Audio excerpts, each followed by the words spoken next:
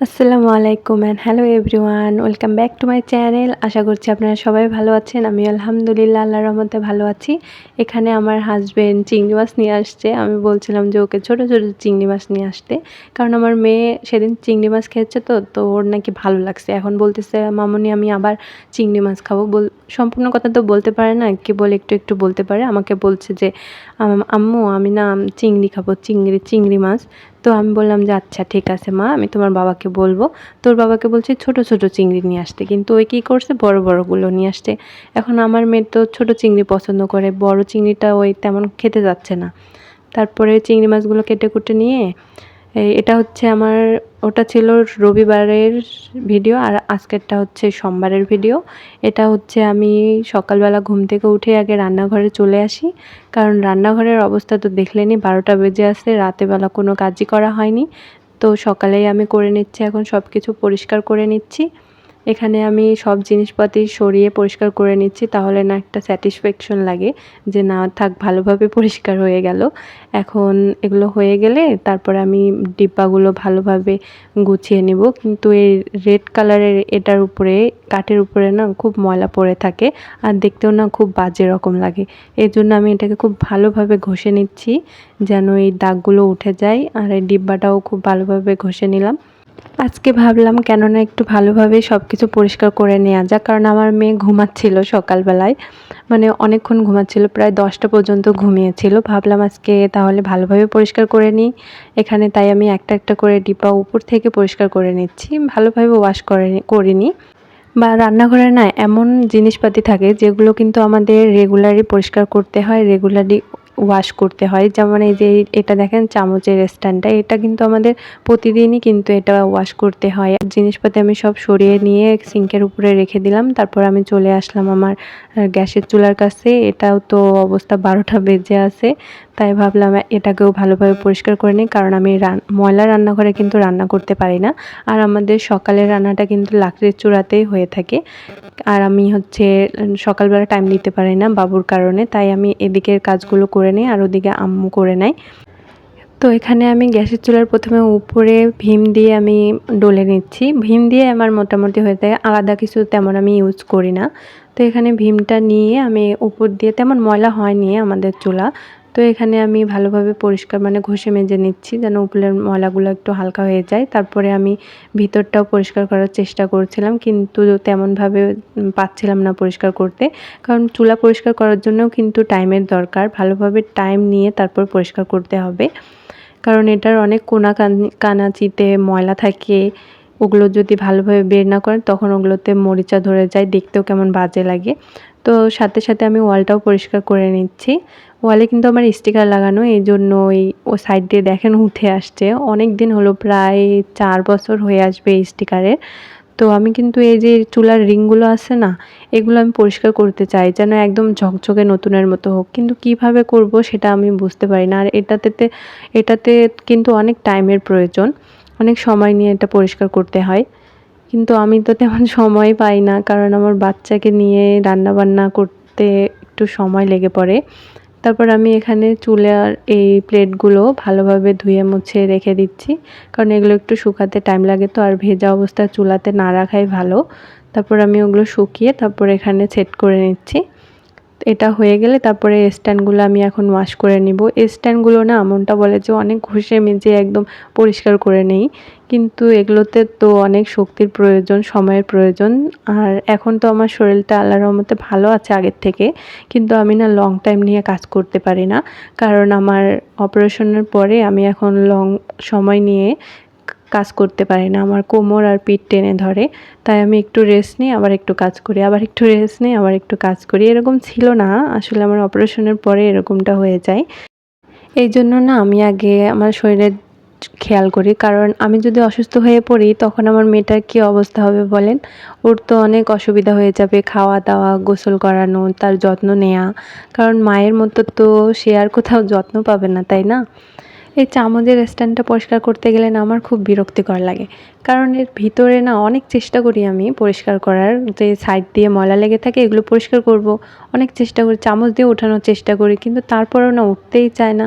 ভাবতেছি এটাকে চেঞ্জই করে ফেলবো, খুব বিরক্তিকর লাগে। অপারেশনের প্রায় আমার 2 থেকে 3 মাস হয়ে আসছে। ডাক্তার বলছিল 3 মাস ভারী কাজ করা যাবে না। প্রায় 3 মাস তো হয়ে আসছে। আর আমার মনে হয় যে 6 মাস হয়ে গেলে আমি মোটামুটি পুরাপুরি সুস্থ হয়ে যাব। তারপরে আমি আমার মন মতো চলতে পারবো। সেভাবে এখন আমাকে কাজকাম করে নিয়ে চলতে হচ্ছে। আল্লাহ দিলে কয়েকদিন পরে ভালো হয়ে যাব, সুস্থ হয়ে যাব। এখানে আমি তারপর থালা বাসনগুলো মেজে নিচ্ছি। থালা বাসনের কথা আর কি বলবো, যতই আমি মাজি না কেন এগুলো আর শেষ হওয়ার নাম নেয় না। কারণ এগুলো থাকবেই সারাদিন, যেহেতু জয়েন্ট ফ্যামিলি, একেকজনের হাতে একেক জিনিস থাকে, একেকভাবে ময়লা হয়, সেইভাবে আমাকে এখন ধুতে হচ্ছে।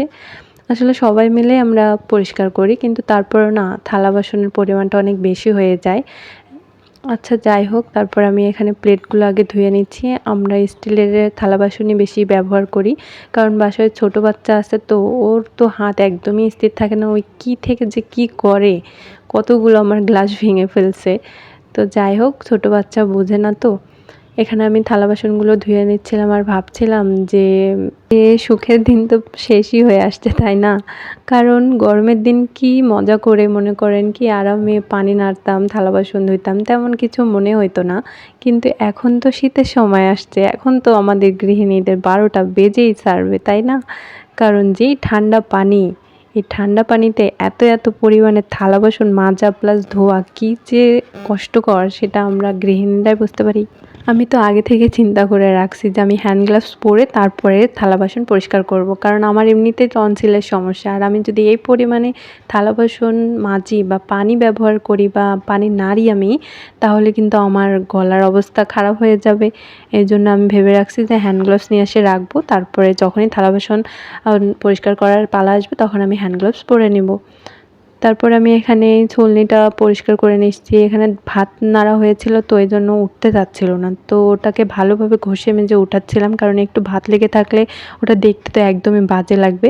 তারপর এখানে আমি চামচগুলো ধুয়ে নিচ্ছি। চামচগুলো এত পরিমাণে হয় না, মাঝে মাঝে খুঁজেও পাওয়া যায় না এগুলো, জানেন? কোথায় কোথায় যে আমার মেয়েটা ফেলে রাখে, খুঁজেই পাই না আমি। তারপর কোথা থেকে আমি নিয়ে আসি, এখানে সেখানে ফেলে রাখে, ওগুলো কুড়ে কাড়ে নিয়ে আসে, তারপরে ধুতে লেগে পড়ি। পরে আবার দেখি যে ওগুলো পাই না আমি। ওই খেলতে চাই যে এটা খেলবে ওইটা খেলবে, ছোট বাচ্চা কখন কি ওর মন চায়। তারপরে প্লেটগুলো আমি ধুয়ে নিচ্ছি এখন। স্টিলের প্লেট ব্যবহার করার কারণ হচ্ছে আমার মেয়েটা না প্লেট হোক বাটি হোক যেটা ওর হাতের কাছে থাকে ওটা নিয়ে দিবে, আছাড় মারবে, তখন তো প্লেট বাটিগুলো ভেঙে যায়। এভাবে তো জিনিসের অপচয়, তাই না? তাই আমি এই স্টিলের প্লেটগুলো বের করি। এগুলো এখন আমাদের বাসায় ব্যবহার করা হচ্ছে। কয়েকদিন পরে হয়তো আবার নতুন প্লেট বের করা হবে। তো এখানে দেখেন কথা বলতে বলতে কিন্তু থালা বাসন মাজা প্রায় শেষ, কিন্তু এই যে অবশিষ্ট 2টা তো আছেই এখনও পাতিল। এই 2টা পাতিল এখন মেজে নিচ্ছি। এগুলো আমাদের লাকড়ির চুলাতেও ব্যবহার করা হয়, তো এই জন্য কালি পড়ে আছে। ছোট পাতিল মাজতে না বেশি ভেজাল আমার মনে হয়, বড় পাতিল মাজি অতটা ভেজাল মনে হয় না। আর ওগুলো দেখতেও কি সুন্দর চকচকে হয় মাজার পরে, কিন্তু এগুলো যে এত ঘষি মাজি আমি, তারপরেও পরিষ্কার হতে চায় না। কারণ এটাতে চা বানা হয়, এই কারণে নাকি হয়তো এই কারণেই কালো কালো হয়ে থাকে। কারণ আমাদের চুলাতে না শুধু নিচেই কালি লাগে, উপরে তো কালি লাগার কথা না। লাকড়ির চুলা, তারপরেও শুধু নিচে তলানিতেই কালি লাগবে, উপরে তো লাগার কথা না। কিন্তু তারপরে দেখেন এটা সাইড দিয়েও কেমন কালো কালো হয়ে থাকে। তো আমি আমার যত পরিমাণ শক্তি আছে আমি সেটা দিয়ে কাজে লাগিয়ে আমি এটাকে ঘষে মেজে নিচ্ছি। মাজার পরে কিন্তু দেখতে ভালোই লাগে পরিষ্কার হলে, তাই না?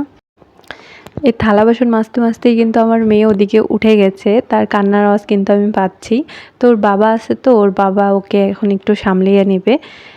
তা আমি এখন এখানে ঝটপট সব কিছু তাড়াতাড়ি কাজগুলো সেরে নিচ্ছি, যেন আমি তারপর আমার মেয়েকে সময় দিতে পারি। এখানে পাতিলটা মাজতে কিন্তু ভালোই সময় লাগে, বুঝছেন? কারণ কালি পাতিল তো উঠতেই চায় না একদমই কালিগুলো। আর এখন চকচক করার আমার কাছে টাইমও নেই, কারণ আমার মেয়ে উঠে গেছে। এখন পাতিলই মাজতে থাকবো নাকি আমার মেয়েকেও সামলাবো বলেন? তারপরে এটা আমি মেজে নিয়ে এখন সিঙ্কটাও পরিষ্কার করে নেব, কারণ থালা বাসন মাজার পরে সিঙ্ক পরিষ্কার না করলে কিন্তু একদমই ভালো লাগে না, আর মনে শান্তিও লাগে না। সিঙ্কটা ময়লা হয়ে থাকলে দেখতেও কেমন লাগে। আমি কিন্তু ভীম দিয়ে সবসময় সিঙ্ক পরিষ্কার করার চেষ্টা করি, কিন্তু যখন মনে হয় যে আমার কাছে সময় আছে, আমি এখন এটাকে খুব ভালোভাবে পরিষ্কার করতে পারবো, তখন আমি কি করি, একটু গরম পানি, তার ভিতরে লেবুর রস, তারপর বেকিং সোডা আর কিছু ভীম দিয়ে দেই বা ভীম লিকুইড দিয়ে দেই। দেওয়ার পরে ওটাকে কিছুক্ষণ ভিজিয়ে রেখে তারপর আমি সিঙ্কের উপরে দিয়ে কিছুক্ষণ রেখে দেই, 10 কি 15 মিনিট রেখে দেই। তারপরে আমি কি করি, বালি আছে না, বালি দিয়ে তার কাঁটা দিয়ে ওটাকে খুব ভালোভাবে ঘষে নিতে হয় সিঙ্কটা। তাহলে দেখবেন একদম নতুনের মতো ঝকঝকে চকচকে হয়ে যাবে, একদম চিকচিক করে, কি সুন্দর লাগে তখন দেখতে। কিন্তু এখন তো আমার হাতে সময় নেই, এই জন্য আমি রেগুলার হিসাবে এই ভীম দিয়ে উপর দিয়ে একটু ঘষে মেজে নেই যেন কোনো স্পট না থাকে। কিন্তু খুব ভালোভাবে যদি ডিপ ক্লিন করতে চাই তখন আমি সেভাবেই করে নিই।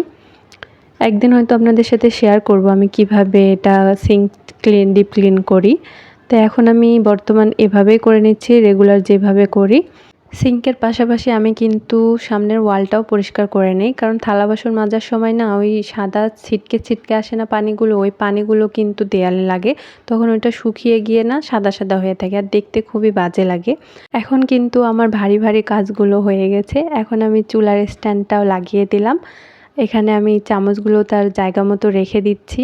এইসব হালকা কাজ কাম তো করতে তেমন গায়ে বাঁধে না, তো এগুলো সেট করে নিলাম। চামচগুলো শুকিয়ে গিয়েছিল, তো এখানে পানি পড়েছিল, তো তাই এখানে একটু মুছে নিলাম, পানি পড়া থাকলে আবার কেমন লাগে দেখতে।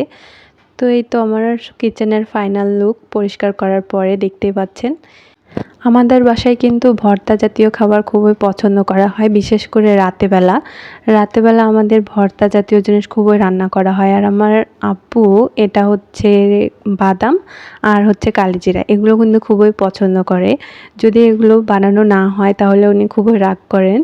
তো বাদাম আর কালিজিরা আমি ঢেলে নিলাম, এগুলো যেদিন আমি রান্না করব সেদিন আপনাদের সাথে অবশ্যই শেয়ার করব। তারপর আমি চলে আসলাম আমার রুমে। তো এখানে এসে আমি আগে কাঁথাটা গুছিয়ে নিচ্ছি, কারণ এখন রাতে কিন্তু ভালোই ঠান্ডা লাগে, তো কাঁথা একটা লাগেই আমার। তো এখানে কাঁথা গুছিয়ে নিচ্ছি। আর এটা রুমে কিন্তু আমরা ঘুমাই না, আমরা পাশের রুমে ঘুমাই। তারপরে রুমটা এলোমেলো হয়ে থাকে, ছোট বাচ্চা আছে তো। তো বিছানার চাদরটা অনেক দিন থেকেই ময়লা পেতে রাখছি, তো ময়লা হয়ে গেছে। তারপর আমি খাটটাও মুছে নিচ্ছি, কারণ 2-1 দিন পর পর না মুছলে না কেমন খুব বেশি পরিমাণে ময়লা পড়ে থাকে খাটের উপরে, আর দেখতে খুবই বাজে লাগে। কাঠের জিনিস নোংরা থাকলে না জিনিসটাও কিন্তু বেশি দিন টেকসই হয় না, আর তার যে একটা গ্লেজ আছে, উজ্জ্বলতা আছে, সেটাও কিন্তু টিকে থাকে না, তাড়াতাড়ি নষ্ট হয়ে যায়। এজন্য যে কোনো জিনিসের যত্ন নিলে সেই জিনিসটা অনেক দিন পর্যন্ত ভালো থাকে।